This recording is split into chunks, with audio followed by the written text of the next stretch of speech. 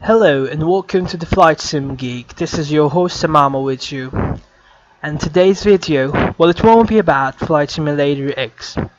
Yeah, that is the latest news, and it is that I have shifted to Xplane 10. Now, there are various reasons for me to shift to Xplane 10, and today's video will be going to elaborate those reasons.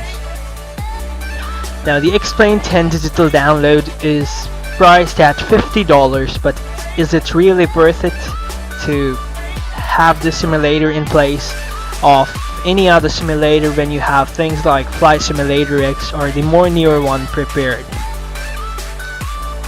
Now, there were some reasons for which I have shifted to Xplane 10, and it is not the first time that I have shifted to Xplane 10. I have played Xplane 10 previously, and now I have shifted, or you can say reverted back to it again.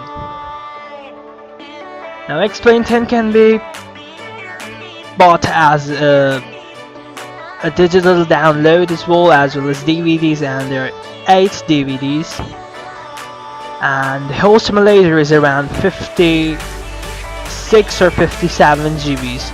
That was released back in 2011 or 2012, I remember. Now, what are the reasons that I am shifting to Xplane 10? Well, released around 4 to 5 years or maybe more than that later than FSX, we can believe that Xplane 10 has better integration with the system and may have some additive features. Now, one of the most important things which I have noticed in Xplane 10 is that Xplane 10 actually boasts that there is no more that flat ground which we used to see in simulators, even in FSX as well.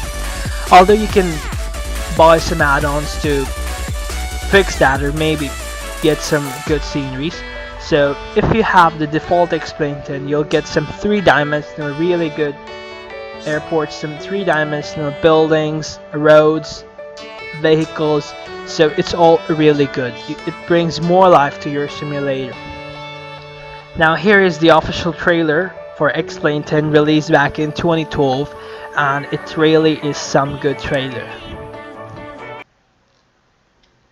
Guys, 534 Mike, wind 246, 25 right, clear for takeoff. 452, wind 25 right,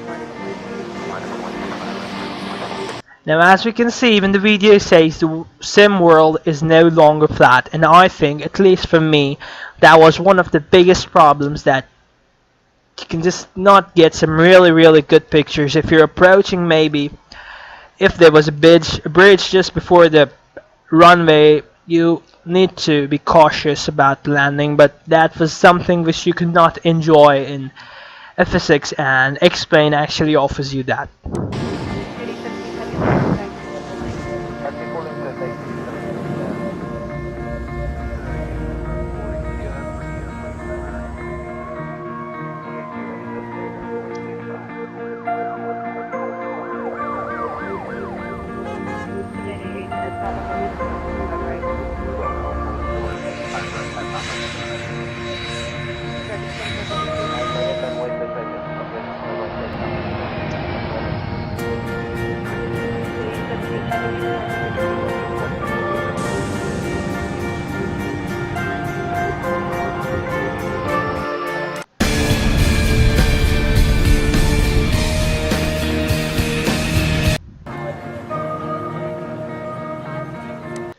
Yeah, so that basically was Xplane 10, and I think that at least that trailer is really good.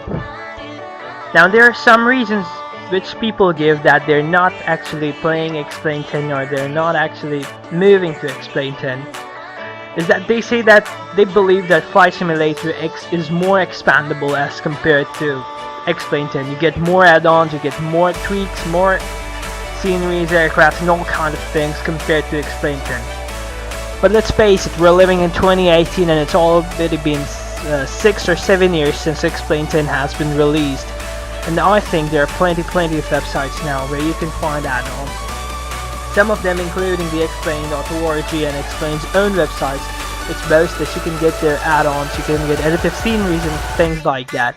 they actually have one tab or one section known as extended for Xplane 10. We have flyaway simulation, and more websites like that, xplane.org, where you can get different aircraft packages, aircrafts, and similar files. As well, now we have what main problem is there now. People say system requirements are maybe very high, but what actually are the system requirements, or what the official website says? It says that a dual core 2.5 GHz or faster, 4 GBs of RAM, and a video card with at least 1 GB of video RAM. Now, I have tested Xplane 10 on a very similar kind of specifications, and I found it absolutely amazing. That was when I played it maybe 3-4 years ago. And the recommended system specifications say a quad core 3.4 GHz or faster. Now, currently, most of the processors are actually quite faster than that, and we even have more cores. 16 to 20 GB of RAM, which is kind of getting normal these days, but I think even if you have 8 GB, that will be a lot for Xplane 10. And a good graphic card, well, that's something really important for any game you're playing. Now, if you have a really good or even better system, then you can actually go to Xplane 11. I'll do some video on that as well. And I think that it is one step ahead of Xplane 10 and has brought kind of a revolution in the simming world.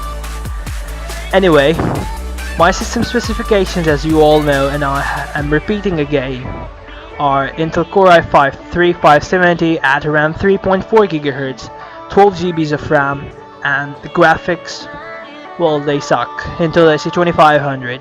But don't worry, I'll be upgrading to a 900 or 1000 series NVIDIA, so most probably in a few months from now we'll be having some really good performance.